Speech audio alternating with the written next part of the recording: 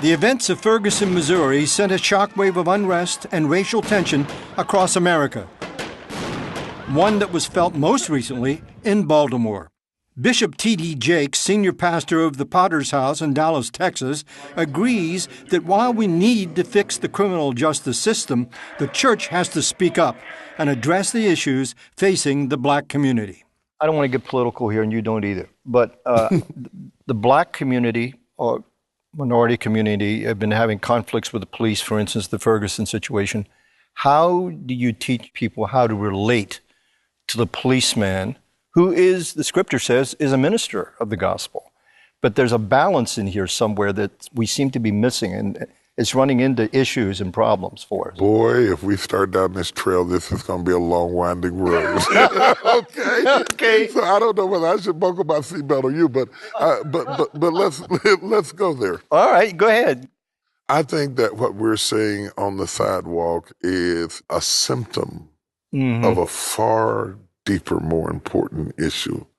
I think that it is, yes, it is, we are seeing the loss of respect for all types of authorities, whether you're talking about fatherhood or pastors or executives. Just the hemorrhaging of respect in general is beyond human comprehension. Having said that, I don't think that that is the total answer that we need to make. You respect people who wear blue, because I think there's a deeper scream coming out of the heart of this country. I think that we have a criminal justice system that has been hijacked by politics. I think that we have created a system that has inequities for people. I think that we have penalized people for small mistakes in their youth and left them marred the rest of their lives without the ability to get a job, to get proper housing, to be able to get back up on our feet again. And we who sit in our bedroom communities on our couches and watch television say, this is America. You should work, get a job, be responsible. But then the same people who say that, when they see that you have a prior record, would never hire you or rent to you. So you cannot integrate and discriminate at the same time and call it justice. I think that the police officer and those who wrestle with them are just symptoms of those who they represent. A whole world of people. We are creating these septic tanks of frustration. And until we go in there and clean this system out and make sure that there is justice for all, we cannot look at stats that say that there are inequities between how blacks and whites are handled when they commit the same crime and step over that and have lunch and then say, obey the guy in blue.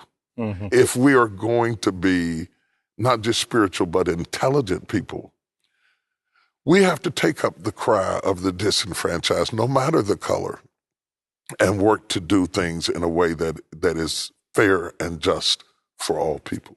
The church needs to be leading the way in this conversation. Where is the church? The church is totally silent about race. We are ourselves dysfunctional in our ability. We're family, but we're a dysfunctional family because we cannot talk about the elephant in the middle of the room.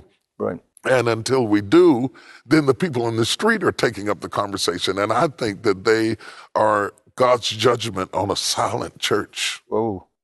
And until the church becomes relevant for the community that it serves and takes on the difficult issues and goes beyond the kumbaya message, right. Jesus is coming in the morning, what do we do through the night? Right. That is the message the church should hear, that our silence has caused blood to flow in the streets of the cities that we drive past on the highways to go to mission fields around the world, ignoring mission fields in our own city. What you're saying now is a prophetic voice. Right. The church is to be prophetic, to speak to the issues of the day, root causes, etc. Right. We're not doing that. So here's the question. How do I, what you're reciting, how do I love my enemies?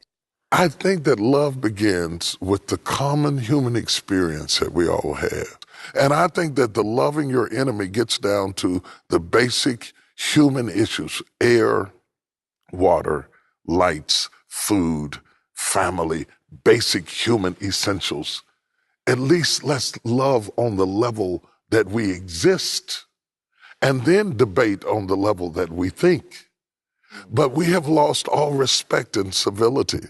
And I think that it comes back to just respecting people because God made them. And how can you say you love God who you have not seen? Right. And hate that is a reflection that he created? You cannot worship him up there while you resent him right here.